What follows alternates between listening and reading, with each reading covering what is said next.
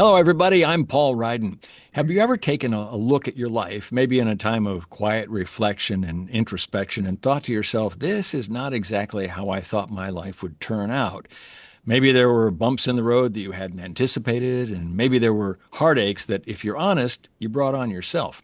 Our guest, Dr. Shamus Wright, must have had some of those thoughts because he has written a compelling memoir about that called Ashes and Ambition, a story of dreams, fire, and finding myself. Seamus, welcome from Chicago.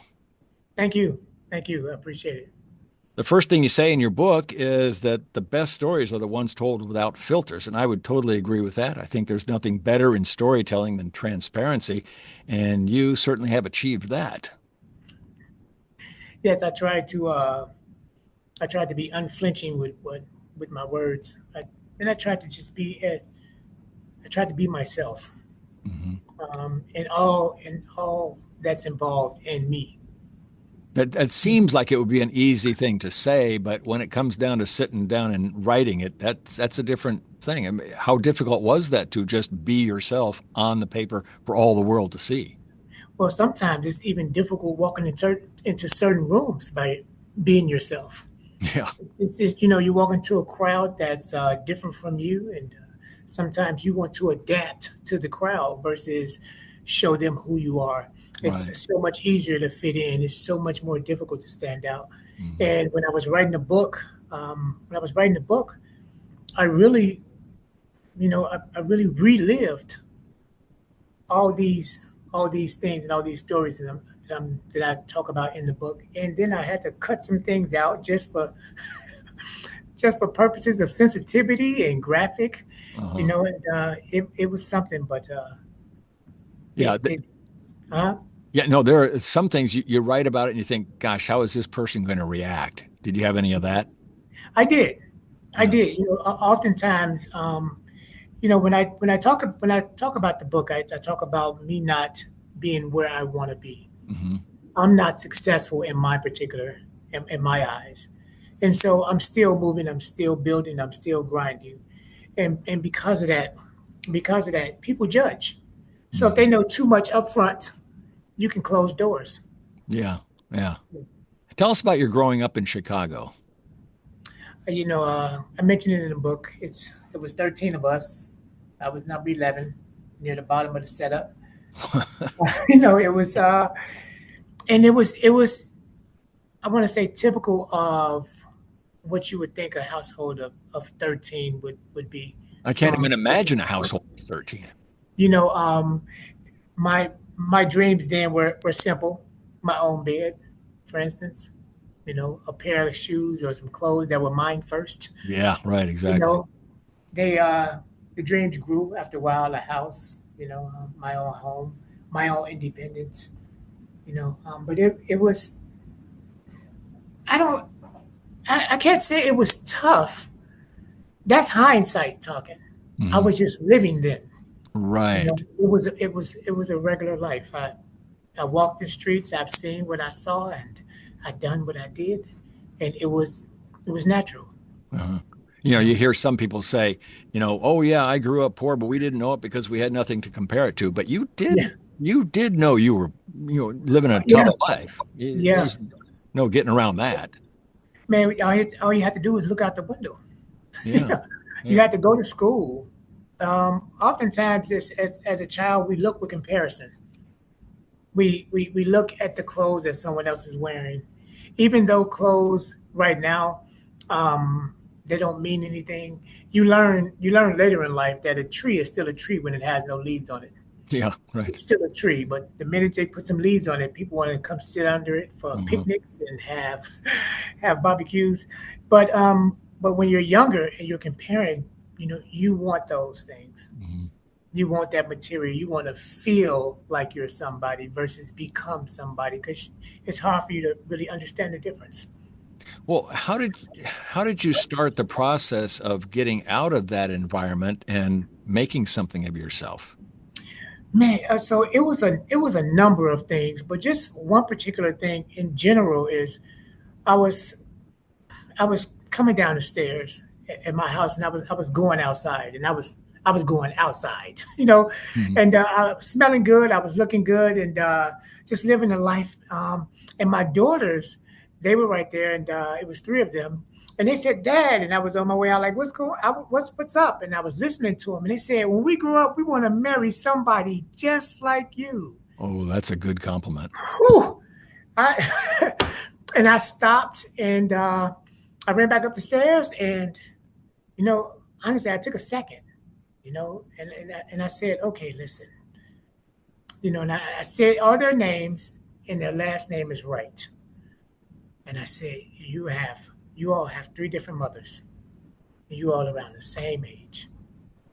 That's not good, you know. Take the best of me, but honestly, that moment, it ruined my day out, you know, because I was, you know, I did leave, I did go outside, but the thoughts remain. I need to make some changes. Mhm. Well, in one sense, you want to hear your daughter say, "I want to marry a guy Yeah, like dad." yeah, But then inside, you're looking at, do they really know what kind of guy I am? absolutely. They didn't understand, just as I didn't understand when I was 13 years old. Yeah. What were some of the temptations or things that the other factors that brought you down what you would consider less than desirable paths? Oh man, just too often, and I see this here recently in the world. Everyone wants to start at the finish line. Yeah. they, they want everything right now. I think someone used the term microwave society, but it is far beyond that.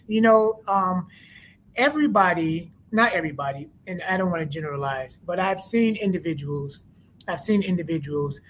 try so hard to look like they are successful that they forget to become successful. Mm. And I think that when I was younger, I wanted that success, and I was willing to do whatever it took in order to gain that success. And due to my circumstances, due to my lack, me being born with lack, I chose a different route because education seemed farther away. Hmm. It seemed like the longer route.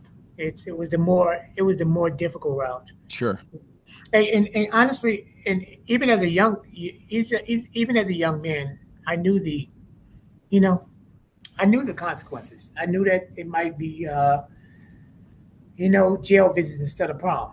I Hmm. knew that, but I was willing to take that chance. Hmm. Yeah. Uh, you grew up in a world, in some ways, I think you even mentioned it in your book, that you grew up in a world that was designed for you to fail, Yeah, and yet you didn't. yeah. So what got you out of that? I mean, what made you say, okay, look, I've got to turn things around? I mean, maybe that encounter with your daughters for one, Mhm. but you went and got a doctorate in what? So, so interestingly enough, I've always liked education. Yeah. So I remember key things like my first D. I got a D in high school. That was my first D, but that was because I was in the streets. I remember being jealous. uh, I think it was jealous. I heard someone said that they got accepted to Penn State, Hmm. and for some odd reason that made me feel some type of way. Hmm. And honestly, so when I dropped out and moved to Milwaukee, I tried to get back in school on my own at 16. They informed me that they needed a letter from my mom. I knew that that wasn't going to happen, Right. and and so I had to wait. And I shared this, and I was getting so comfortable with just life as it was, and I was just in the house, and I was 19 years old, and I was listening to two women talk. One of them belonged to me, but they were talking about another gentleman, and they were talking about how he's not afraid to go to school and get a job. And I could not stand the fact that they were talking about another man Yeah. in a positive light, as if getting yourself together deserves some type of award or something, some type of applause. Uh, And I didn't know why. I didn't know why that bothered me. But a few days after that, I got my GED. I all mean, right. when I got it, I actually signed up for my GED. But then you went way beyond that. Yeah. So honestly, man, I got my GED when I was 19. Hmm. I mean, when I was 21, I'm sorry. I got my GED when I was 21. I felt then that I was behind. So I was supposed to graduate in 1995. I would have been 17. So by 21, I would have had a degree. Some of the individuals that I graduated with probably already had the degree. I don't know. I don't know them. However, I always thought I was starting from behind. So I tried to play catch up with myself. Hmm. And so right after the GED, and that was a passport for me. The GED was a passport to better things.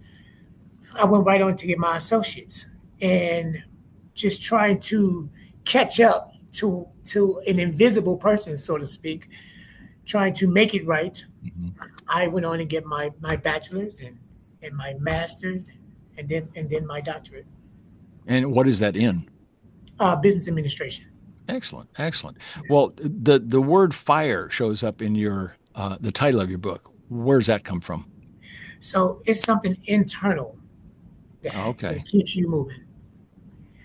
Sometimes when you have a setback, when you get shot, when you have to learn how to walk again, it's so easy to give up. Yeah. It's so easy to give up on success when there is failure and letdown after letdown after letdown. It's so easy to give up on your style of parenting when you don't see the results in the kids. You Mhm. know, I think of children as a parent's report card. Yeah. Good way to look at it. Whew! And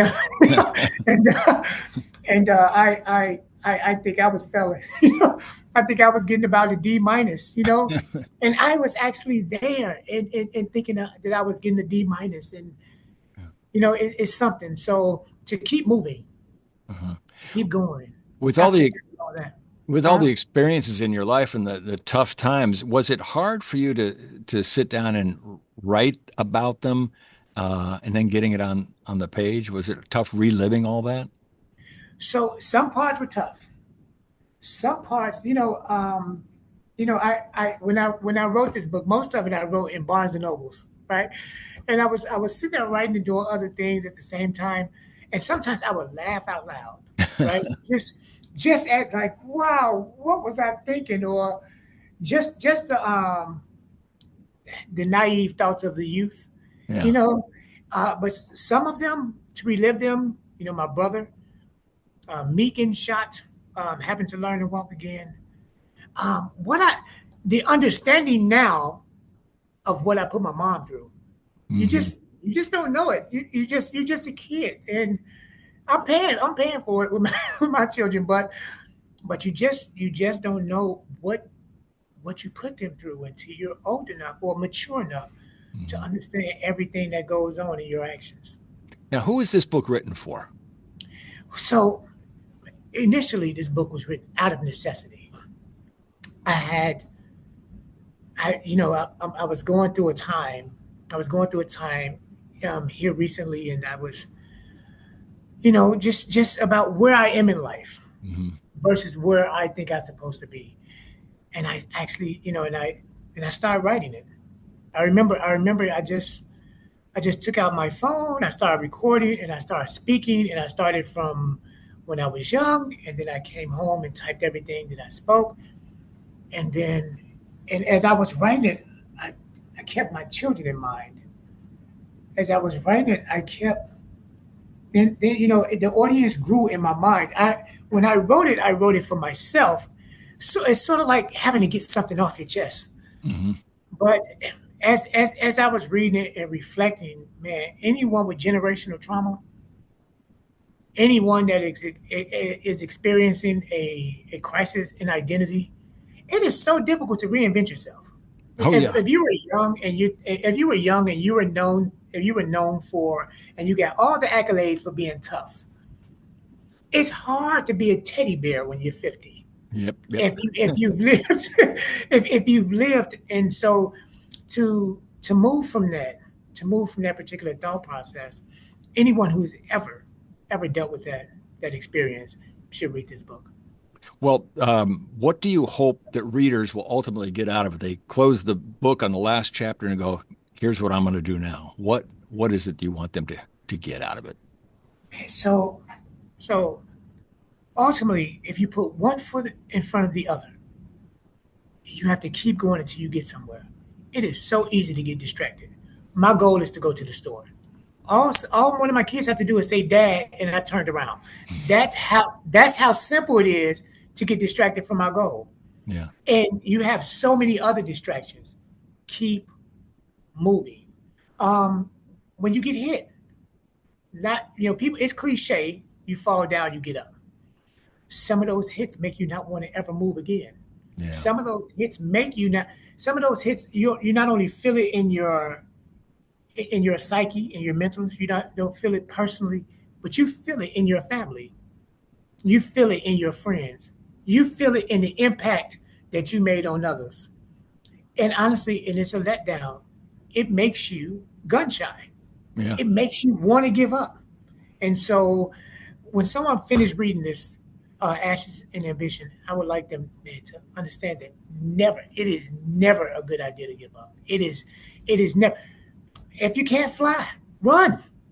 If you can't run, walk. If you can't walk, crawl. But Yeah. just keep moving. You know. The book is called Ashes and Ambition, a story of dreams, fire, and finding myself, and it's available on Amazon. Hey, Shamus, thanks so much for joining us today. It was great talking with you. Thank you so much. I You really bet. appreciate it. Yeah. And folks, thank you for spending a few minutes with us on the Global Book Network. I'm Paul Ryden. We'll see you next time.